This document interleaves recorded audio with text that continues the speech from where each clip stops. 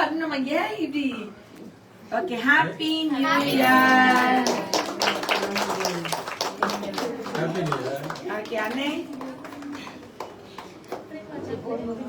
Paper plate எதுவுமே எடுத்து வச்சுக்க மாட்டேன் எங்க பாப்பா எப்பயுமே அரேஞ்ச் பண்ண சொன்னா எங்களுக்கு அரேஞ்ச் பண்ண தெரியாது இதுதான் அரேஞ்ச்மெண்டா கேக் தூக்கி இங்க வச்சுட்டு அரேஞ்ச் பண்ண வச்சுட்டேன் அம்முக்குட்டி என்ன இருக்காங்க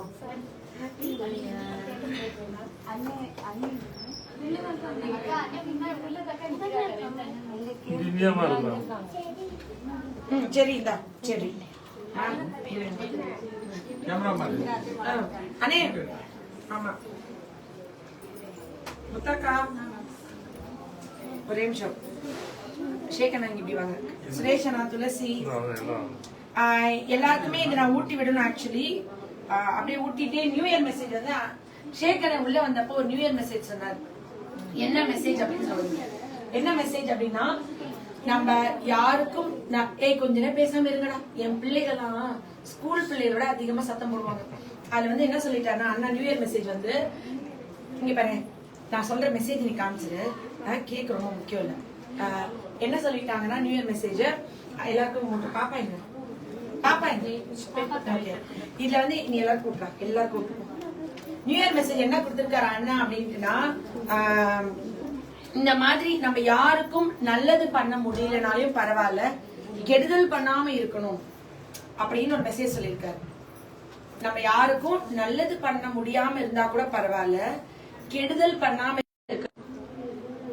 அப்படின்னு ஒரு மெசேஜ் கொடுத்திருக்காரு சோ நம்ம வந்துட்டு நம்ம வாழ்நாள்ல ஒரு நாள் நம்ம கடவுள் முன்னாடி போய் நின்றா நான் வந்து எந்த யாரையும் கெடுக்கல யாரையும் அழிக்கல ஏன்னா அண்ணன் வந்துட்டு நேத்து ஒரு போஸ்ட் போட்டல பாத்தீங்கன்னா நீ எல்லாம் சபிச்சுனா பழிச்சிடும்டா சபிக்காதடா பாவம்டா அண்ணன் யாரையும் சபிக்க மாட்டார் வாங்கினேன் சொல்லுங்க யாரையும் வந்து வாழ்க்கையில சபிக்க கூடாது சபிக்கவே கூடாது நாங்க சபிச்சா பழிச்சிடும் என்னோட அப்பா இல்லாத நிறைய பேர் ஈஸியா என்ன வேணா சொல்லுவாங்க தெரியுமா நீங்க இங்க வந்து இங்க ஆல்மோஸ்ட் இங்க இருக்க பொம்பளை அப்படியே திருப்பி காமிங்க அப்படியே ஒரு ரவுண்ட் திருப்பி அந்த பக்கம் போக வேணாம் அந்த பிள்ளை எல்லாம் காமிக்க வேணாம் அப்படியே வந்து அந்த பக்கம் ஒரு 10 பிள்ளைங்க இருக்குங்க அதுக்கெல்லாம் கூச்சி போவோம் ஷை டைப் அப்படியா திருப்பலாமா அந்த பக்கம் திருப்பலாங்கிற ஒருத்தி திருப்ப கூடாதுங்கிற அதனால எல்லாருக்குமே நோதான் என்ன அப்படின்னா இந்த ஒரு தடவை தான் நம்ம லைஃப்ல பிறக்கிறோம் மனுஷங்களா நம்ம ஒரு தடவை தான் வாழ்றோம் ஒரு தடவை நம்ம முடிஞ்சிச்சுன்னா நம்ம வாழ்ந்து முடிச்ச அப்புறம் நம்மளோட வாழ்க்கை எப்படி இருக்கணும்னு சொன்னா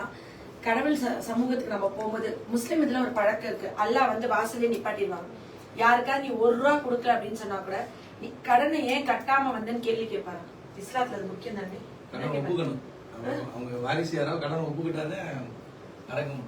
வாரிசுகள் யாராவது வந்து அந்த கடனை நான் கட்டுறேன்னு ஒத்துக்கிட்டா மட்டும்தான் அந்த அவரோட ஆன்மா கூட அல்லாஹ் ஏற்றுக்குவார் இல்ல ஏற்றுக்கவே மாட்டாங்க முன்னாடி எல்லார்ட்டையும் நின்று கேட்கணும் சொல்லிடணும் ஒரு பழக்கம் இருக்கு ஒரு பழக்கம் இருக்கு முஸ்லிம் இதுல அந்த மாதிரி எல்லார்கிட்டயும் சொல்லி கேட்பாங்க இவருக்கு யாராவது கடன் கொடுக்க வேண்டியிருந்தா அவங்க குடும்ப ஆட்கள் வந்து நாங்க அதை அடைச்சிடறோம் சொல்லி இது எப்படி எனக்கு இவ்வளவு ஸ்ட்ராங்கா தெரியும்னா என் கிளினிக்ல 2008 மருந்து வாங்கிட்டு கிட்டத்தட்ட 260 ரூபாய் என்னமோ கொடுக்காம ஒரு பேஷண்ட் போயிட்டு 3 வருஷம் கழிச்சு அவர் சவுதியில இருந்து வரவே இல்லையா வந்து அந்த 260 ரூபாய் கொடுக்க வந்தாரு இதை நான் மறந்து கூட போயிட்டேன் நீங்க குடுக்கலனா கூட நான் கேட்க போறது இல்ல ஏன் இதை கொடுக்க வந்தீங்கன்னு சொல்லும் போது இஸ்லாத்துல நான் அல்லாட்ட போனா அவன் வந்து வாசலுக்குள்ள என்ன விட மாட்டான் அப்படின்னு சொல்லி சொன்னாங்க இப்படி எல்லாம் ஒரு ஃபார்முலாஸ் இருக்கா இது தெரியல அப்படின்னு சொல்லி அதனால எங்க கிளினிக்ல முஸ்லீம் பேஷன்ஸ் எவ்வளவு பேர் எவ்வளவு மருந்து கேட்டா கூட எவ்வளவு வேணா பேலன்ஸ் பாப்பா தைரியமா வைப்பா ஏன்னா எப்படிதான் என்னைக்குதான் வந்து கொடுத்துருவாங்க அப்படின்னு சொல்லி என்ன பாப்பா அந்த மாதிரி எல்லா மதத்தையும் நல்ல நல்ல விஷயங்கள் இருக்கு அதே மாதிரி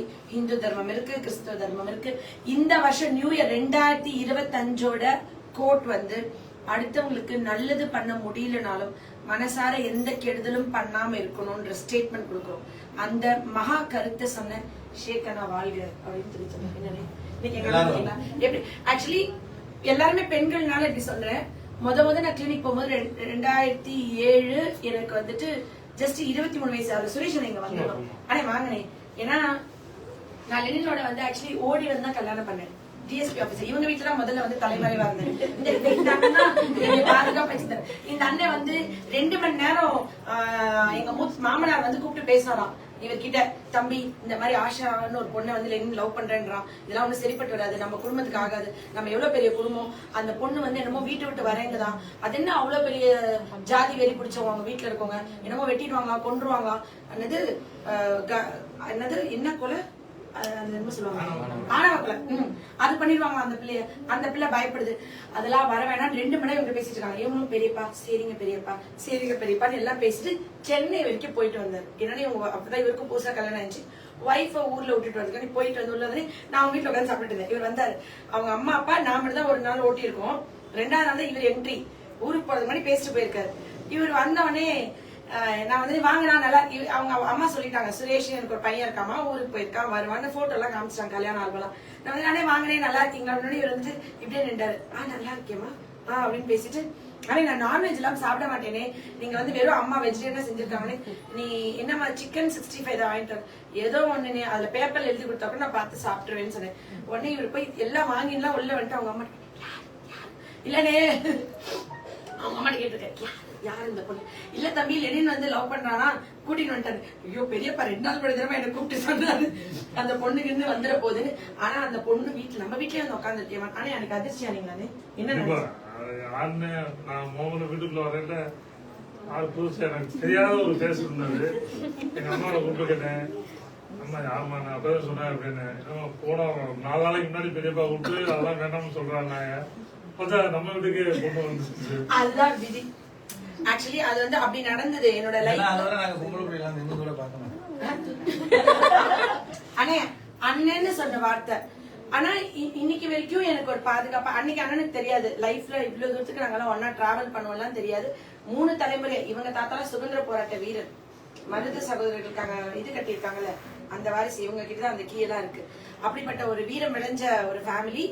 ஆனா அன்னைக்கு இருந்து 23 வயசுல நான் ஃபர்ஸ்ட் வந்தேன். ஆனா லெனினை கல்யாணம் பண்ணும்போது வாழ்விலும் சாவிலும் இன்பத்திலும் துன்பத்திலும் இந்த உலகம் அழியும் காலம் வரைக்கும் லெனின் சாரோட தான் வாழணும் அப்படின்னு நினைச்சிருந்தேன்.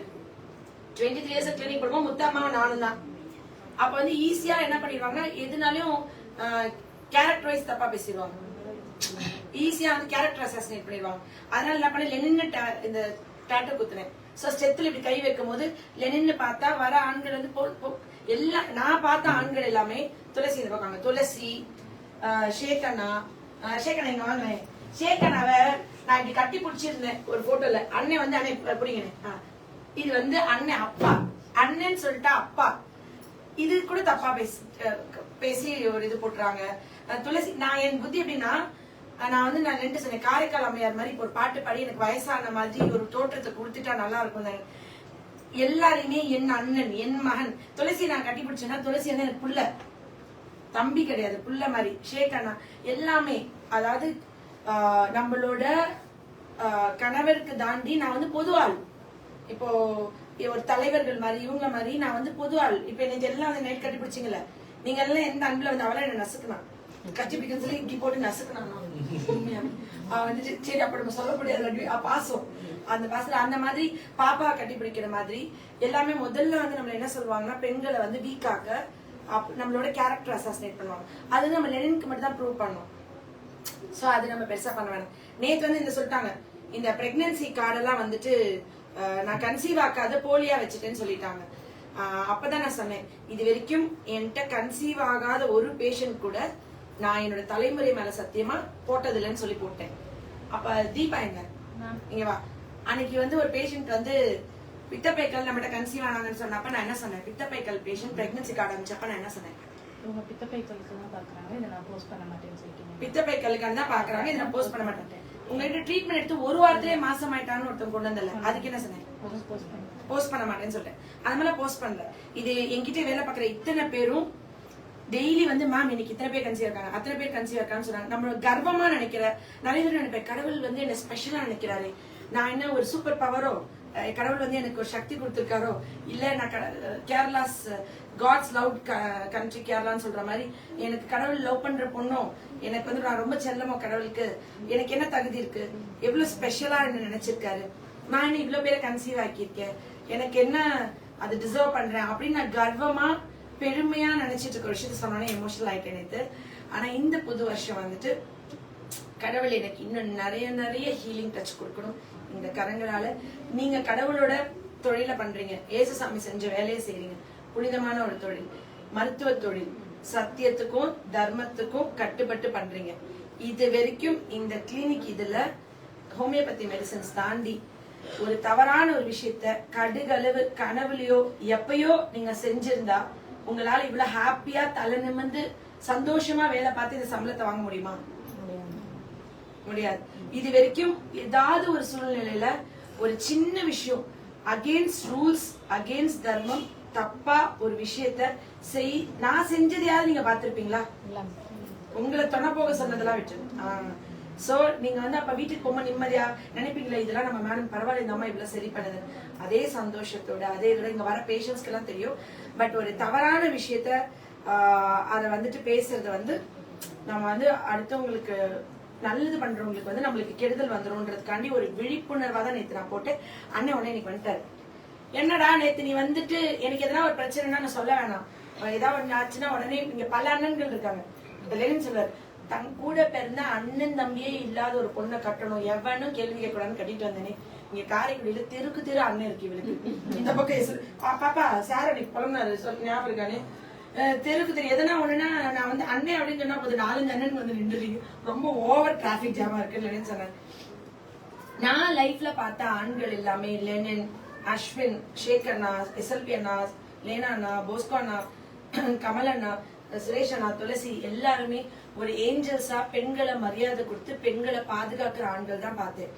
இதே மாதிரி உங்க எல்லாரையும் கூட நிறைய ஆண்கள் சூழ்ந்திருக்கணும். நான் நிறைய தடவை யோசிப்பேன், இவரு சீமான் அண்ணன் கூட ஏதோ ஒண்ணு போடும்போது சுத்தி பெண்களை உட்கார வச்சுட்டு போடுவார். அதாவது என்னன்னா பெண்கள்லாம் மோசம் கிடையாது, இல்ல நான் எல்லாரையும் நேசிக்கிறேன்னு அந்த இது காமிக்க வேண்டியிருக்கு இல்ல, அந்த மாதிரி இப்ப நான் போடுற மாதிரி எனக்கு தோணுது. அப்படிலாம் இல்லைன்னு நான் எந்த அரசியல் கட்சியிலும் இல்ல, எந்த அரசியல் கட்சி சார்ந்தவங்க கிடையாது. ஆனா இது ஏன் சொல்லுவேன்னா, யாரோ ஒருத்தவங்க ட்ரக்ஸ் எடுத்துட்டு எவனோ ஒருத்தர் ஒரு தன் நிலைய மறந்து ஒரு பொறுக்கியோ ஒரு கெட்டவனோ, இவரு கார்த்திக் சுப்ரஜன் கூட போஸ்ட் பண்ணதான், ஒரு பெண்ணை அவதூறா பேசுறவன் நரகத்துல இல்ல இந்த பூமியிலே அழுகி போகட்டும். பெண்களை ஒரு தங்கையா அம்மாவா நினைக்கிற இந்த மாதிரி ஏஞ்சல்ஸ் எல்லா பெண்களும் சுத்தி நிறைய இந்த வருஷம் சூழ்ந்து கிடக்கட்டும். எந்த பெண்ணுக்கு ஆபத்து பிரச்சனை வருதுன்னு தெரிஞ்சா அந்த இடத்துல இந்த மாதிரி ஒரு ஏஞ்சல்ஸ வச்சு எவன்டாம என்னடா அங்க பிரச்சனை, எதுக்குடா அந்த பொண்ணு கைய பிடிச்சி இருக்கிறீங்க, ஏன் என்னடா டே வாடா அப்படின்னு இப்ப அண்ணன் தான் தட்டுவார்.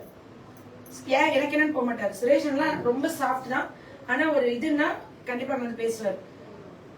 கண்டிப்பா அந்த மாதிரி இருக்கிற ஆண்கள் எல்லா ஊர்லயும் எல்லா வீட்லயும் ஒரு பெண்ணுக்கு ஆபத்து வர எல்லா சூழ்நிலையிலும் அந்த இடத்துல அல்லாவோ இயேசுவோ முருகரோ இந்த பிரபஞ்சமோ இயற்கையோ நிறுத்தி வைக்கட்டும் அப்படின்னு சொல்லி வாழ்த்துறேன். ஏன்னா பெண்களுக்கு பாதுகாப்பு பெண்களே கொடுக்கணும். நீங்க ஏன் தனியா வெளியே போனீங்க, நீங்க நடுராத்திரில அங்க போனீங்க, சுதந்திரம்ன்றதே மகாத்மா காந்தி சொன்னது, நடுராத்திரியில ஒரு பெண் ரோட்ல நடந்து போனா பத்திரமா அவ போயிட்டு வரணும்.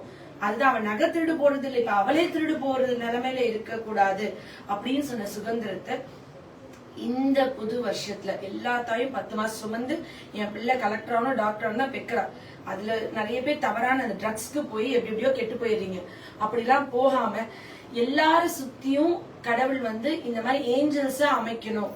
அந்த ஏஞ்சல்ஸோட வேலை பெண்களை பாதுகாக்கிறது, ஆபத்து காலத்துல காப்பாத்துறதுக்கா இருக்கணும். அந்த மாதிரி இனி எந்த ஒரு பெண்ணுக்கும் எந்த ஒரு நிலைமையும் வரக்கூடாது. எங்கயோ டெல்லியில கேட்டப்ப வயிறு எரிஞ்சதோட இங்க சென்னையில கேட்கும் போது அப்படியே என்ன சொல்றது, அந்த ரோட்ல தான் நம்ம போனோம், அச்சோ இதுக்குள்ளதானே ஒரு பிள்ளை இப்படி பண்ணிச்சாங்க, அது ரொம்ப வேதனையா இருக்கு. இது எதுவா இருந்தாலும் கடவுள் அவங்களுக்கு கரெக்டா அந்த அப்பா அம்மாவுக்கு ஒரு நியாயம் கொடுக்கணும். ஏன்னா இயலாமையில ஒரு தாய் தகப்பன் கடைசியில ஐயோ என் பிள்ளை போன இடத்துக்கே நான் போறேன்ற முடிவெல்லாம் எடுக்க கூடாது.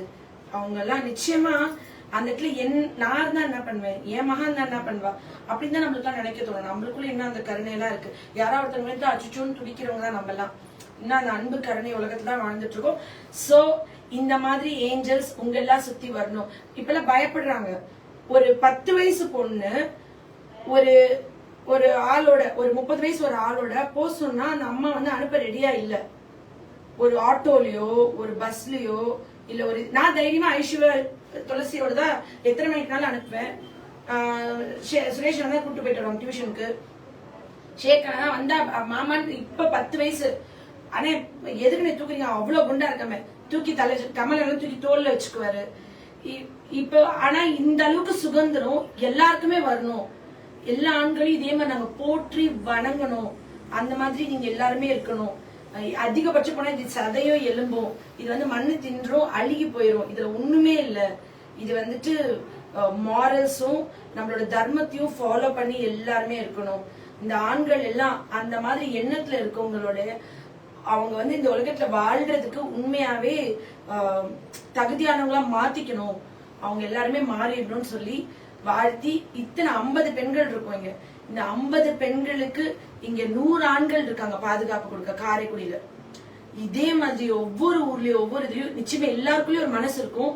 ஆனா நம்மளுக்கு எதுக்கு பிரச்சனைன்னு ஒதுங்கி போவோம். ஒரு நிமிஷம் சீ நான் ஷூ அப்படின்னு சொல்லிட்டு போனீங்கன்னா ஒரு உயிரை காப்பாற்றலாம். ஒரு நிமிஷம் என்ன அப்படின்னு இப்படி இழுத்து விட்டுட்டு போனா ஒரு வாழ்க்கைய இது பண்ணலாம். அதனால நிச்சயமா இதெல்லாம் நீங்க வந்துட்டு மாத்திக்கணும். அண்ட் அன்னைக்கு ஒருத்தரை லவ் பண்ண லைஃப்ல என்கிட்ட என் வாழ்நாள்ல மொத்தமா நான் பிறந்ததுல இருந்து இந்த 40 வயசு வரைக்கும் எனக்கு நிறைய பேர் என்ன பாத்துருக்காங்க. கிரஷ் இருந்திருக்கு. இவங்க நம்மள பாக்குறாங்கன்னு தெரியும், நம்மளுக்கு பிடிச்சிருக்கும், ஆனா பேசலாம் மாட்டோம். அந்த மாதிரி 1-2 இருந்திருக்கலாம். பட் என்கிட்ட ஐ லவ் யூன்னு சொல்லி ப்ரப்போஸ் பண்ணது என் வாழ்நாள் லெனின் மட்டும்தான். நான் திருப்பி ஐ லவ் யூன்னு ஒத்துக்கிட்டது அவர் மட்டும்தான். அவர் வாழ்வோ சாவோ எனி சிச்சுவேஷன் அவர் தான் கல்யாணம் பண்ணிக்கணும்னு நினைச்சேன். அதனால என்னோட மேரேஜ் அப்படி இருந்தது. எப்படி கல்யாணம் பண்றோம்ன்றது முக்கியம் இல்ல, சாகர மூச்சு வரைக்கும் அந்த காதலை காப்பாத்தணும்ன்றதான் முக்கியம் நான் நினைச்சேன். இல்லைன்னு சொன்னாரு. எனக்கு சின்ன வயசுல ஆசை சர்ச்சில் வந்து கை பிடிச்சிட்டு அந்த வெட்டிங் வாக் நடக்கணும். அப்ப நீங்க தனியா தான் நடக்கணும், எங்க அம்மா என்னை போட்டு தள்ளிடணும்னு. ஏன்னா வேற வழியே இல்லை. அப்ப நீங்க எனக்கும் தான் ஆசை அந்த மஞ்சள் கலர்ல பெரிய கயிறு போட்டுட்டு அந்த மாதிரி கல்யாணம் பண்ணிட்டு ரொம்ப இது இருக்கணும்னு. அதுக்காண்டி என்ன பண்ண முடியும், நீங்க என்ன கல்யாணம் பண்ண இப்படிதான் கல்யாணம் பண்ணணும்னு. சோ சாகர வரைக்கும் அவரோட சக்சஸ்ஃபுல்லா வாழ்ந்தனா. ஆஷா 0வா இருந்தவங்க ஆஷா நினைனா எப்படி சூப்பரான அப்படின்றது மட்டும்தான் இந்த ஜென்மத்தை எனக்கு குறிக்கோளா இருந்தது. அதை நான் நிறைவேற்றிட்டேன். அது என்னால வந்து ஒருத்தவங்களை லவ் பண்ணிட்டு நான் வந்து ஃபேமிலி சிச்சுவேஷனுக்காண்டி வேற வழி இல்லாம அப்பா அம்மாக்காண்டி பொறுத்துட்டு விட்டுட்டு காம்ப்ரமைஸ் பண்ணி வாழ என்னால முடியல. எனக்கு அது வரல. அதனால நான் அப்படி பண்ணல. ஆனா தப்பு. அப்பா அம்மா நம்ம பெற்று வளர்த்த அப்பா அம்மாக்கு தெரியும் நம்மளுக்கு நல்ல மாப்பிள்ளை பார்த்து கட்டி வைக்க. இது வந்து என்னோட எக்ஸாம்பிளா யாரும் எடுத்துக்க கூடாது.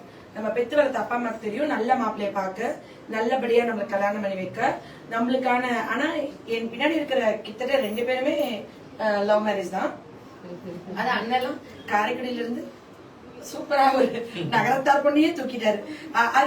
அதனால வந்து நாங்க அப்படி சொல்ல மாட்டோம். ஆனா நீங்க வந்து என்னன்னா துளசி கூட ஒரு முஸ்லிம் பிள்ளைகள். ஆமா, அதாவது நாங்க எல்லாமே மதம் ஜாதி மதம் எங்களுக்கு இல்ல. இவருக்கு முஸ்லிம் ஹிந்து பொண்ண கல்யாணம், நான் ஹிந்து கிறிஸ்டியன் பொண்ண கல்யாணம், இவர் ஹிந்து நான் கிறிஸ்டியன் மாப்பிள்ள, இவர் ஹிந்து முஸ்லிம் பொண்ண கல்யாணம். அதனால நாங்க வந்து இது வரைக்கும் எனக்கு யாரோட ஜாதியுமே தெரியாது. யாருக்கா தெரியுமா? அதனால நீங்க வந்துட்டு இந்த பேட் எக்ஸாம்பிள் எடுத்துக்க கூடாது. அப்பா அம்மா பெற்று வளர்த்த அப்பா அம்மாக்கு தெரியும் நம்ம யார் கூட நம்ம பொண்ணு தான் லைஃப் நல்லா இருக்கும், காசு பணம் வசதி நம்மளுடைய ஸ்டேட்டஸ் எல்லாம் பார்த்து கட்டி வைக்க. எனக்கு நான் என்ன சொல்றேன்னா எங்க அம்மாட்ட நான் தான் கல்யாணம் பண்றேன், நீ வாழ போற, எனக்கு பிடிச்சவன் என் கேரக்டர் என் நேச்சருக்கு என்னைய தாங்குற சக்தி உள்ள ஒருத்தர் தான் கல்யாணம் பண்ணணும்னு நினைச்சு நான் லெனின் சாரை கல்யாணம் பண்ணிட்டேன். 24 வருஷம் கழிச்சு என் கல்யாண கதை இன்னைக்கு தான் முதல் தடவை வீடியோல சொல்லியிருக்கேன். இந்த புது வருஷத்துல இவ்வளவு சொல்றதுக்கு காரணம் இந்த சுரேஷன். யார் பத்தி பிள்ளையோ அன்னைக்கு காலையில வந்து நான் தட்டுல சாப்பிடுறது ஷாக் ஆயிட்டாரு. ஆனா அன்னைக்கு நீங்க பார்த்த ஆஷா கடுகளவு கூட மாறாம இன்னைக்கு அப்படியே தான் இருக்கேன் இன்னி வரைக்கும். சோ இந்த நியூ இயர்க்கு நம்மளை சுத்தி நிறைய ஏஞ்சல்ஸ் வரணும். நாங்க பெண்கள் பிரேயர் பண்ணி உங்க எல்லாருக்கும் ஹாப்பி நியூ சொல்றேன். சத்தமா சொல்லிருங்க, எல்லாரும் இந்த வருஷம் நல்லா கொண்டாடுங்க. நன்றி.